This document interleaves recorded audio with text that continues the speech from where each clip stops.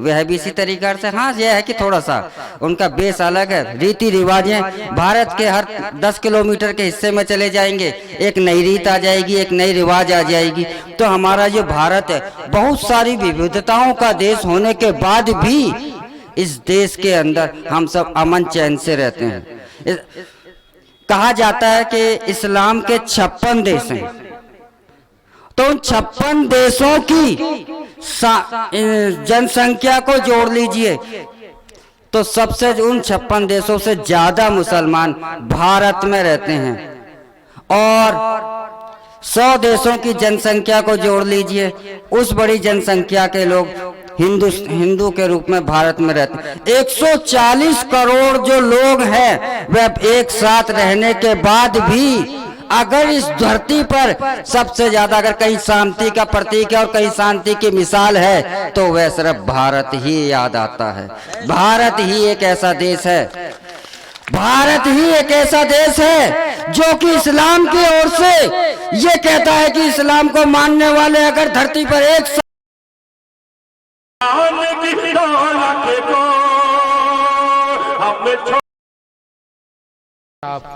एक रिजोल्यूशन के साथ हमारे साथ मौजूद थे और हम सब ने भी हाथ खड़े करके हमने लब्बैक कहा है। और इस पैगाम को जो हम यहाँ सुन रहे हैं, हम उम्मीद करेंगे कि ये सारा पैगाम हम अपने घरों तक ले जाएं, अपने समाज तक ले जाएं, और इस मवेशी हाट मटियारी के मैदान में जो इतना बड़ा कॉन्फ्रेंस हो रहा है सद्भावना के नाम पर, वो पैगाम दूर दूर तक पूरे देश के कोने कोने तक पहुंचेगा, ऐसी हमारी उम्मीद है। हम सब जानते हैं कि हमारे बीच आज एक और खास मेहमान जिनको सुनने के लिए हम सब परेशान हैं, बेताब हैं, वो भी हमारे बीच तशरीफ फरमा है। ये दिल्ली के महाराज कहे जाते हैं और शांति और एकता के लिए मशहूर है।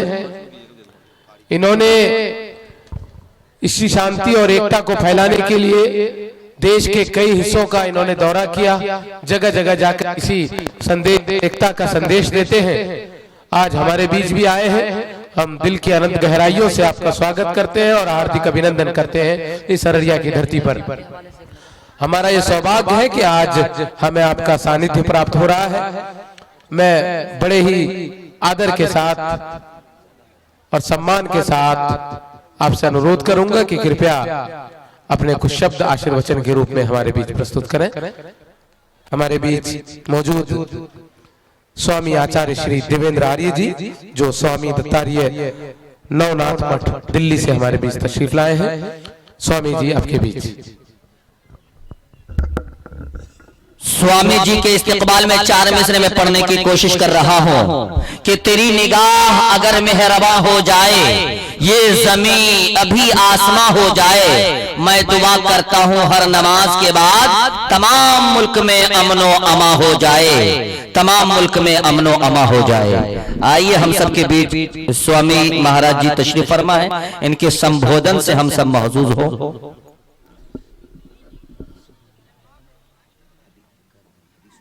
इसके बाद इंशाअल्लाह हमारे इलाके के बड़े कद आवर आलिम कबीर बहुत जवां साल आलिम दीन हजरत मौलाना मेहराज साहब इब्न हबीब साहब जो लाटोरा से ही ताल्लुक रखते हैं, इस कुरीदा मंजर बस्ती में पैदा होने वाला शख्स पूरे हिंदुस्तान पर इल्मी मैदान में राज किया और सरहद बंगाल को हिला डाला। और उन्होंने 3 किताबें लिख डाली इतनी कम उम्र में इंशाअल्लाह, और अरबी जबान में इंशाअल्लाह। इनका रस्म इजरा हमारे मेहमान खुसूसी हजरात से होने, दिल थाम करके आप लोग तशरीफ रखे इंशाअल्लाह। इसके बाद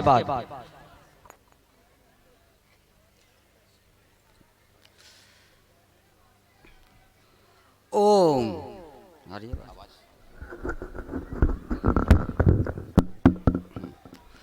ओम। सबसे पहले तो मैं सभी जो अररिया जो क्षेत्र में ये पहली बार ही मैं आया हूँ, और मुझे जब मैं आ रहा था तो मन में बहुत सारे प्रश्न थे कि यहाँ के लोग कैसे होंगे। लेकिन जब मैं यहाँ पर मैंने देखा तो लोगों का जो प्रेम देखा और जो भाव देखा लोगों का कि एक समर्पण का भाव, कुछ करने का भाव, तो वह वास्तव में ही मेरे लिए बहुत यादगार रहेगा। क्योंकि इतना प्रेमपूर्ण भाव कुछ करने का, आपस में साथ जुड़ने का, यहाँ एक इस क्षेत्र की मैंने विशेषता जो देखी और जो समझी कि यहाँ कोई हिंदू और मुसलमान बनकर नहीं, आपस में एक प्रेम के साथ जुड़ करके अपना परिवार समझ कर इस क्षेत्र के लोग रहते हैं। इस क्षेत्र की में जो लोग रह रहे हैं वह इस प्रकार से रहना पसंद कर रहे हैं कि जैसे कि हम हिंदू मुसलमान या कोई धर्म से नहीं, जाति से नहीं, हम एक परिवार हैं और एक परिवार की तरह रह रहे हैं।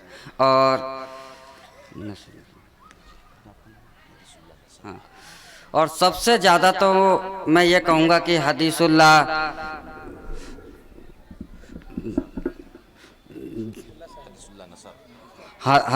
नसर जी ने, जो पहले मेरे पास जब फ़ोन आया था तो उन्होंने कहा था कि मेरा एक्सीडेंट हो गया है, और जैसा कि मौलाना जी ने अभी जावेद साहब ने बताया कि यह प्रोग्राम नहीं होना एक दो दिन के लिए टल भी गया था, लेकिन जो इनकी जो भावना थी करने की और आप का जो उन्हें साथ मिला, तो जो यह कार्य हुआ यह वास्तव में ही स्वयं में ही एक मिसाल है। और जो हदीसुल्लाह नसर जी जो यह काम लेकर चल रहे हैं, हमारे जावेद साहब काम लेकर चल रहे हैं कि हमें अमन लाना है, हमें शांति लानी है, तो यह शांति जो है यह शांति ही इंसानियत का प्रतीक है। क्योंकि यह इंसान जब ही तरक्की कर सकता है जब उसके पास शांति हो, उसके पास अमन हो। अमन होगा तभी उन्नति होगी और उन्नति ही सुख को पैदा करेगी। इस शांति के लिए एक छोटा सा उदाहरण देता हूं कि अक्सर लोग ये कहा करते हैं कि सभी धर्मों का अलग अलग हैं, सभी धर्म इकट्ठा होना चाहिए, लेकिन यहाँ मेरा अलग मत है। अलग मत इसलिए है कि इस धरती के अंदर जितने भी, चाहे पूरी धरती पर कहीं भी आप चले जाइए, सबका एक ही जवाब होगा, ईश्वर एक है, अल्लाह एक है। कोई भी ये नहीं कहेगा कि दो हैं। जब वह एक है तो उसका बनाया हुआ इंसान भी एक है। तो और ये जो धर्म है यह इंसान का, इंसानियत, यह धर्म भी एक है। बस अंतर क्या है? अंतर क्या है कि उस ईश्वर की प्रार्थना करने की, उस ईश्वर की आराधना करने के जो हमारे परंपराएं हैं, जो हमारे रीति रिवाज हैं, वह अलग अलग हैं। बस इतना अंतर है। और हिंदू और मुसलमान में देखें तो बहुत गहराई के साथ आप विचार कीजिए, कभी शांति से बैठ कर के सोचिए कि हिंदू और मुसलमान में जो बेस है 70% तो उनमें एक जैसा ही समानता है। वह अलग अलग तो बाहरी रूप से हैं, लेकिन अंदर से तो उनके एक समानता ही है, क्योंकि यह दोनों ही शांति चाहते हैं। जब हुसैन साहब, एक उदाहरण देता हूं बहुत बड़ा, हुसैन साहब के जब उनके 70 उनके परिवार के 70 लोगों का कत्ल कर दिया गया था। मैं भी एक धर्म गुरु हूं, अगर मेरे भी बच्चे को एक जरा सी खरोंच आ जाए तो मैं भी एक चोला त्याग करके लड़ने पहुंच जाऊंगा, आप भी लड़ने पहुंच जाएंगे। लेकिन जो 70 जिनके परिवार के 70 लोगों को कत्ल कर दिया गया, उसके बाद भी वह कहता है कि मैं क्षमा करता हूं, तो पूरी दुनिया में ऐसा क्षमाशील का उदाहरण कहीं दूसरे भी है?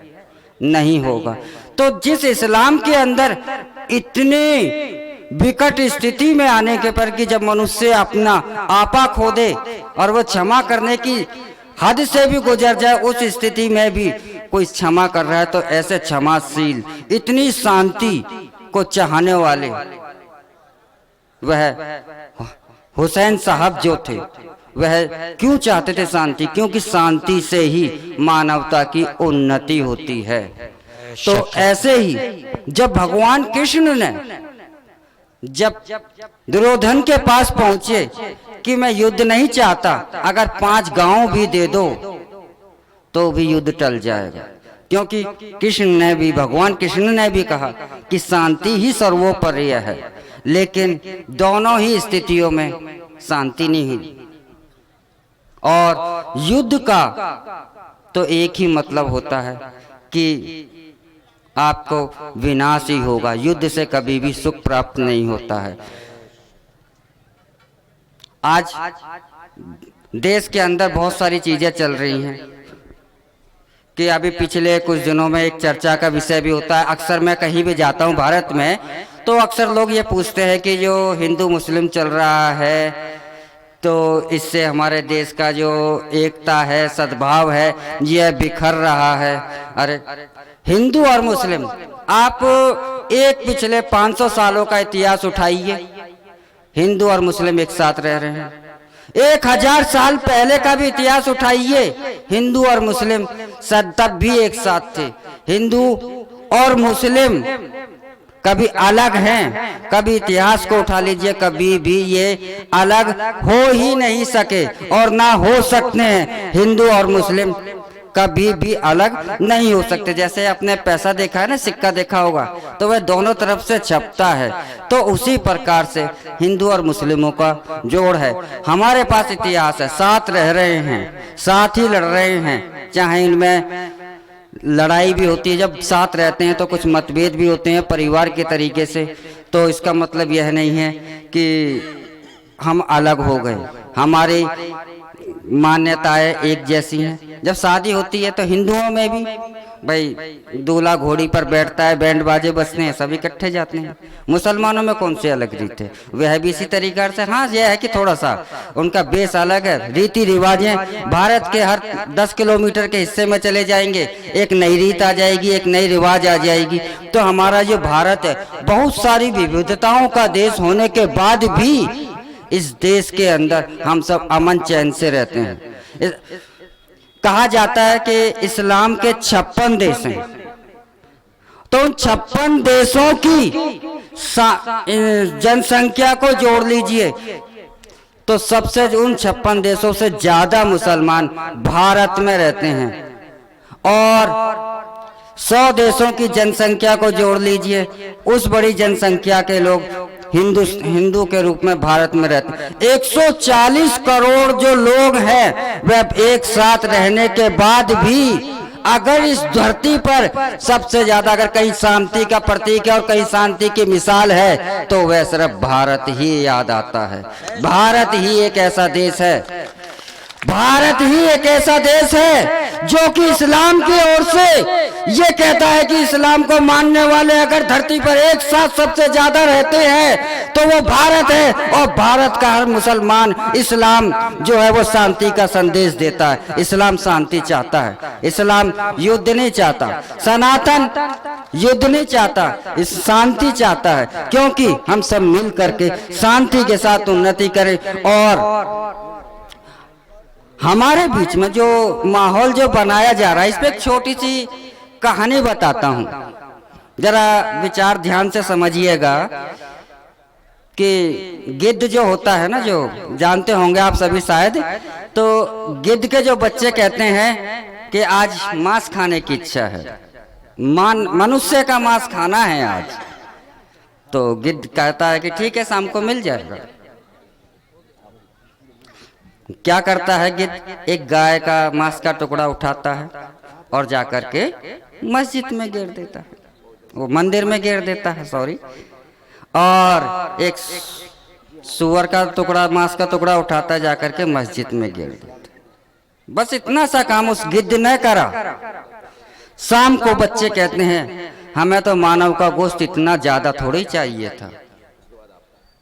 तो आपको, हम सबको अपने इस वतन के खातिर, अपनी इस धरती के खातिर, और ये हमारी ये धरती, हमारा देश है, इसके खातिर इन गिद्धों से बच के रहना है। क्या आपको ये पहचान करनी है कि ये गिद्ध कौन है, और इन गिद्धों से हमें दूसरे से रहना है। कभी भी हिंदू को कोई खतरा नहीं है मुसलमान से, और किसी मुसलमान को किसी हिंदू से खतरा नहीं है। आपने अक्सर ये अवश्य सुना होगा, अक्सर ये स्लोगन सुन रहा है कि हिंदू खतरे में आ गया है, मुसलमान खतरे में आ गया है। अरे मुसलमान और हिंदू तो हजारों साल से इस धरती पे एक साथ रह रहे हैं, इन्हें तो कभी किसी से खतरा ही नहीं हुआ। खतरा कहाँ है?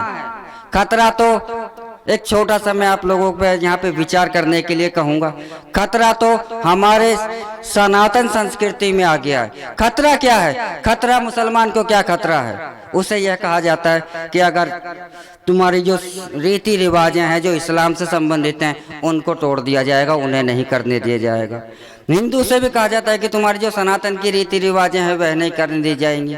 लेकिन मैं यहाँ पे एक प्रश्न रखता हूँ आप सभी से विचारने के लिए कि हमारे समाज के अंदर एक रिलेशनशिप जिसमें कि लड़का लड़कियां एक साथ रह लेते हैं, रिलेशनशिप क्या इस्लाम इसकी इजाजत देता है कि रिलेशनशिप में आप रहिए? सबका एक ही जवाब होगा, इस्लाम के मानने वाले भी सभी यही कहेंगे कि नहीं, रिलेशनशिप में तो सिर्फ जानवर रहते हैं, इंसान तो रिलेशनशिप में रह ही नहीं सकता। तो अगर इस्लाम ये कहता है कि रिलेशनशिप हम इजाजत नहीं देते, तो क्या हिंदू रिलेशनशिप को मानता है? हिंदू भी तो यही कह रहा है कि रिलेशनशिप में तो जानवर रहते हैं। लेकिन हमारे देश के अंदर रिलेशनशिप एक कानून बन गया, एक सरकार ने बनाया, लेकिन सरकार की तो मजबूरी, सरकार कुछ नहीं करती, सरकार ने कोई जबरदस्ती नहीं दिया। सरकार तो उन लोगों का करती है कि हाँ जो इस तरीके से रह रहे हैं तो वो उनका एक गणना कर लेती है। लेकिन हमारी जो सभ्यता थी, हमारे संस्कार थे, इन पर ये अटैक हुआ, ये हमला हुआ जो रिलेशनशिप जैसी चीजों से, तो यह कहाँ से आया? इसे कौन लाया? जाहिर सी बात है ना हिंदू लाए ना मुसलमान लाए, क्योंकि दोनों एक ही जैसा रहना चाहते थे, लेकिन फिर भी आया। हमारी संस्कृति पर रोज ही हमला हो रहा है। हम अपने संस्कारों को छोड़ कर दूसरे संस्कारों पर जाते जा रहे हैं। तो हमें अपने संस्कारों को, क्योंकि ये हमारी संस्कारों की धरोहर है।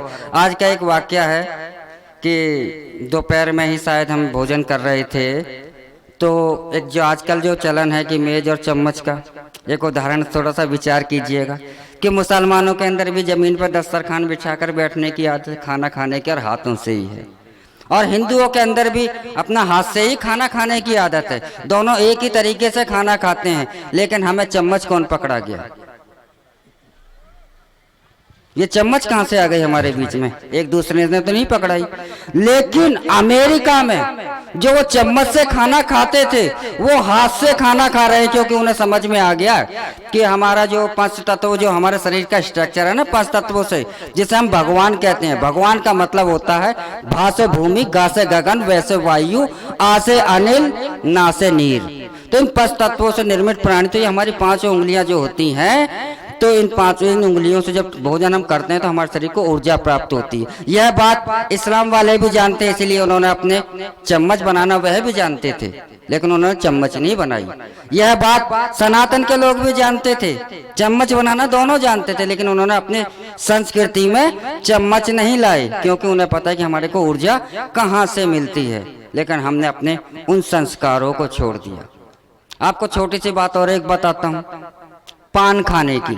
अब पान खाने के, पान के पत्ते में जो एक पत्ता होता है ना, आपको जो कैल्शियम, विटामिन, मल्टीविटामिन की जो टैबलेटें दी जाती है, एक पान के पत्ते में इतने सारे विटामिन होते हैं कि आपको 100-200 रुपए की जो टैबलेटें लेने की आवश्यकता होती है वो पूरी हो जाती है पान खाने के लिए। हमारे दोनों हिंदुओं के अंदर भी और मुसलमानों के अंदर भी, दोनों के अंदर ही पान का चलन था। अब क्या है, मुसलमानों में 10-15% बचा हुआ है, हिंदुओं में 2-4% बचा है। हमने अपनी संस्कृति, यानी कि वो पान का जो था एक सॉल्यूशन था। खाना भोजन करने के बाद आप उस पान को खाएंगे तो आपका भोजन का पच भी हो गया, और जो शरीर को आवश्यकता है उनको हटा करके हमारे शरीर में केमिकल भरने का सिस्टम शुरू कर दिया। ये कौन लाया? ये तो हमारी संस्कृति नहीं थी। लेकिन और कह रहे हैं कि हम खतरे में हैं। अरे तो भाई ये तो पहचाने कि खतरा किससे है। खतरा आपके दिमाग में एक बात से चला जा रहा है कि हिंदुओं को हिंदू से खतरा है, मुसलमानों से खतरा है। अरे इन दोनों से तो खतरा किसी को है ही नहीं। ये तो हजारों साल से एक साथ रह रहे हैं। अगर ये खतरे में एक दूसरे से होता तो हजारों साथ रहते। आज भी है, 15-20 दिन के बाद शायद रमजान शुरू हो जाएंगे, तो जो कपड़े का व्यापारी है वो ये सोच के थोड़े तैयारी कर रहा है कि ये कपड़े मेरे मुसलमान नहीं खरीदेगा। उसे तो ये पता है कि रमजान आ रहे हैं, मेरा कपड़ा बिकेगा।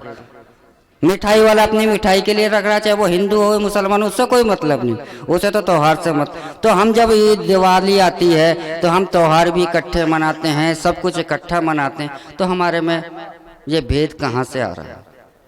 ये भेद इसलिए आ रहा है क्योंकि आज हमारा देश जो है बहुत तरक्की पर है और हम आज विकास की गति को पकड़ गए हैं। तो इस विकास की गति को कैसे रोका जाए और कैसे इस विकास की गति को समाप्त किया जाए, बस इसी को रोकने के लिए जो हमारा सारा खेल जो है वह चल रहा है। तो आपको तो सदैव सजग रहना है और अपने धर्म को, अपने धर्म तो एक है, धर्म है इंसानियत। ईश्वर ने हमें इंसान बनाया है और इंसानियत का ही धर्म दिया गया है। इंसानियत ही आपका धर्म है और कोई धर्म नहीं। बाकी जो हमारी हैं ये पूजा पद्धति हैं, क्या जन्म और मृत्यु पर किसी का अधिकार नहीं होता। अगर मैं आज हिंदू हूं तो इसका मतलब ये नहीं कि ये मेरी इच्छा है। धर्म तो पर्सनल मैटर है, धर्म व्यक्तिगत मैटर है। अगर मैं आज हिंदू हूं तो ये तो मेरी व्यक्तिगत इच्छा है। मेरा दिल करता है कि ये पूजा पद्धति अलग है, मैं इस्लाम वाली पूजा पद्धति अपनाना चाहूं तो क्या कोई मुझे रोक देगा? कोई नहीं रोकेगा। ये मेरी अपनी व्यक्तिगत इच्छा है, मेरी इच्छा है मैं इस तरीके से ईश्वर की पूजा करूं, कर तो ईश्वर की पूजा रहूं। क्या मैं अल्लाह कहने लगूंगा तो क्या वो बदल जाएगा? वह भी तो एक ही रहेगा। मैं ईश्वर कह रहा हूं, वह भी एक है। तो बस भाषा का है, बस ये हमें समझना है और हमें शांति के साथ, सलामती के साथ हमें अपने देश को आगे ले चलना है। आज हम 70 साल से देश को आज़ाद हो गए, लेकिन 70 सालों के अंदर हाँ इस आज़ादी के लिए अभी मौलाना साहब ने जैसे कहा कि हिंदुओं ने भी लड़ाई लड़ी, मुसलमानों ने भी लड़ी। क्यों लड़ी?